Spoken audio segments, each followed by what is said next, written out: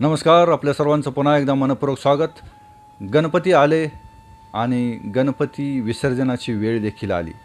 4-5 दिवस, 5-6 दिवस गणपतीचे कसे गेले हेही समजलं नाही. घरगुती गणपती विसर्जनाची वेळ आलेली आहे. गुरुवारी दिनांक 12 सप्टेंबर 2024 रोजी गणेश विसर्जन म्हणजे घरगुती गणपतींचं विसर्जन त्या दिवशी करायचं आहे आपल्याला. तर घरगुती गणपती विसर्जन आणि गौरी विसर्जन करत असताना कोणती काळजी घ्यावयाची या संदर्भात आजचा हा व्हिडिओ. बऱ्यापैकी 5 दिवस 6 दिवस किंवा 10-11 दिवस गणपती आपल्या घरामध्ये विराजमान असतात. जाता येता आपण त्या मूर्तीकडे बघत असतो. मनोमन आपल्या मनातली जी काही खंत आहे, जी काही गोष्ट आहे, जी काही अडचण आहे ते आपण परमेश्वराला जवळ सांगत असतो. मनोभावी आरती करत असतो, प्रसाद वाटत असतो, गणपती बाप्पा मोरया म्हणून आनंदानं नाचत असतो. परंतु हे 10-12 दिवस, 5-6 दिवस कसे निघून जातात हे कळत नाही आणि गणपतीला निरोप देण्याची वेळ येते. बऱ्याचदा गणपतींना निरोप देताना बऱ्याच जणांना अश्रू अनावर होतात, वाईट वाटतं. 10-12 दिवस जी मूर्ती आपल्या घरात असते, जाता येता सतत आपल्याकडं ती मूर्ती बघत असते, तर एक 10-12 दिवसासाठी ते आपल्या घरातील एक मेंबरच जणू झालेले असते आणि आपली सुखदुःख आपण त्यांना सांगत असतो. ते आपलं सुखदुःख ऐकत असतात आणि ह्या सगळ्या ह्याच्यामध्ये एक नातं निर्माण झालेलं असतं, एक प्रेम भावना निर्माण झालेली असते आणि ह्या सगळ्याचा कुठेतरी शेवट म्हणून की काय, गणपती बाप्पांना 5 दिवसानंतर निरोप द्यावा लागतो आणि वाईट वाटतं, अंतःकरण भरून येतं, नको जायला गणपती बाप्पा असं वाटतं. बरेच व्हिडिओ देखील बघण्यात आलेत की लहान लहान मुलं गणपती बाप्पांना निरोप देताना त्या मूर्तीला मिठी मारून रडताना दिसत आहेत. त्यांना ती घरातली एक मूर्ती नसून एक मेंबर वाटत असतो आणि खऱ्या अर्थानं मेंबर असतोच असतो. तर गणपती विसर्जन करत असताना पाण्यामध्ये जिथं सोय आहे आणि जिथं नाही तिथंसुद्धा काय काळजी घ्यायची या संदर्भात बघूया. तर जिथं सोय आहे, नदी असेल, तलाव असेल, तर जास्त खोल असणाऱ्या पाण्याच्या ठिकाणी गणेश मूर्ती विसर्जन करण्याचं नियोजन करावं. अगदीच पोहता येणार लोकांनीच पुढाकार घ्यावा.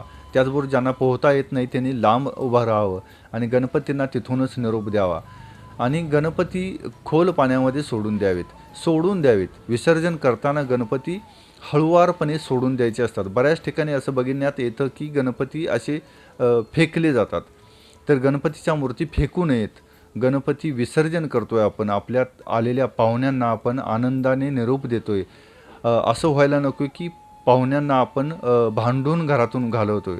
तर फेकून देणं म्हणजे घरातून भांडून घालवल्यासारखं आहे. त्यामुळं गणपतीची मूर्ती ही हळुवारपणे सोडून द्यावी.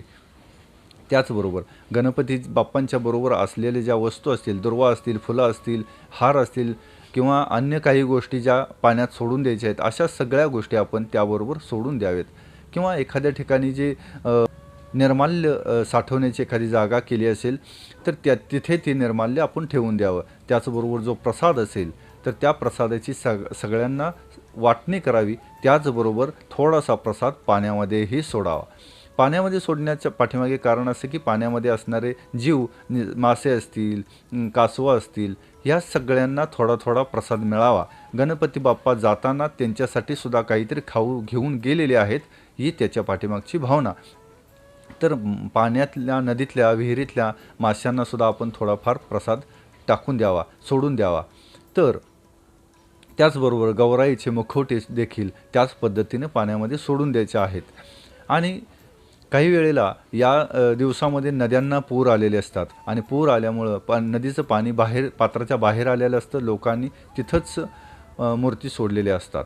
तर 4-8 दिवसानं पाणी परत पात्रात जाताना मूर्ती होत्या तशा जमिनीवरती उघड्या अवस्थेत दिसतात, काही फुटत्या तुटलेल्या अवस्थेत दिसतात. आपल्यालाच वाईट वाटतं की कालपर्यंत आपल्या घरात विराजमान झालेली मूर्ती आज नदीच्या काठावर अस्ताव्यस्त आणि बेवारशी अवस्थेत पडलेली दिसते.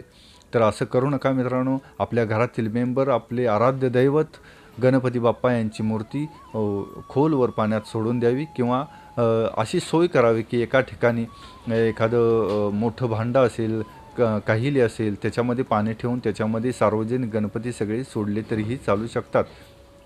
किंवा बोटीतून किंवा अन्य कोणत्या मार्गानं खोलवर पाण्यात जाता येत असेल तर तिथं सोडून द्यावेत. आणि जरी काठावर पडलेल्या मूर्ती असतील तर ज्यांच्या नजरेस या मूर्ती पडतील त्यांनी त्या दुसऱ्या दिवशी किंवा ज्या वेळेला पाणी पात्रात जाईल त्यावेळेला त्या व्यवस्थितपणे पाण्यामध्ये सोडून देण्याचं काम करावं. यामुळं गणपती बाप्पांची कोणत्याही पद्धतीची विटंबना होणार नाही आणि त्यांचा आशीर्वाद आपल्यावरती सदैव राहील. तसेच गणपती बाप्पा जाताना प्रत्येकजण त्या गणपती बाप्पांच्या पुढे मूर्तीच्या पुढे नाचत असतो. तर मित्रांनो, गणपती बाप्पा जात आहेत म्हणजे आपल्या घरातून ते निरोप घेत आहेत आणि त्यामुळं आपण आनंदोत्सव साजरा करणं हे चुकीचं आहे.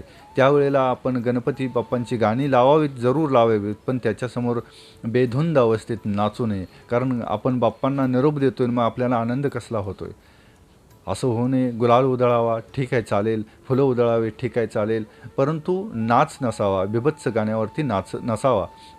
त्याचबरोबर गणपती बाप्पांचा निरोप देताना बऱ्याच जणांनी अशी गाणी लावलेली असतात की बाप्पा निघाले आपल्या गावाला, चैन पडेना आम्हाला, आणि दुसऱ्या दिवशी तीच लोक काळ्या पिशव्या हातात घेऊन जाताना दिसत आहेत. तर असं होऊ नये.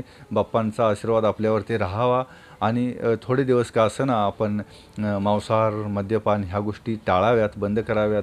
आणि खऱ्या अर्थानं गणपती बाप्पांचं आपल्यावरती निस्सीम प्रेम राहील. आणि म्हणून जेवढी आपल्याला आतुरता असते गणपती बाप्पा आपल्या घरी येण्याची, म्हणून आपण तेवढ्या आनंदानं, तेवढ्या प्रेमानं आरोळी देत असतो की गणपती बाप्पा मोरया, पुढच्या वर्षी लवकर या. आणि ती आरोळी त्यांच्या कानापर्यंत गेलेली असते आणि त्यांनाही तेवढीच उत्सुकता असते की आता मी निघालो आहे स्वर्गलोकात माझ्या घरी, परंतु पुढचं वर्ष कधी एकदा येतं आहे, मी पुन्हा एकदा कधी येतो आहे पृथ्वी तलावर. त्यामुळे गणपती बाप्पाही तेवढेच उत्सुक असतात आपल्याकडे येण्यासाठी आणि आपणही तेवढेच उत्सुक असतो पुढच्या वर्षीची वाट बघण्यासाठी. तर पुढच्या वर्षी गणपती बाप्पा आपल्याकडे आवर्जून चांगल्या स्थितीत यावेत, सगळ्या गुण्यागोविंदाने सगळं घर नांदावं, सुख शांती समाधान मिळावी या अपेक्षा ठेवाव्यात आणि गणपती बाप्पांचा आशीर्वाद आपल्यावरती नेहमीच राहावा या मनोकामना ठेवून इथंच थांबतो. भेटूया नवीन भागामध्ये नवीन माहितीसह. तोपर्यंत श्रीराम.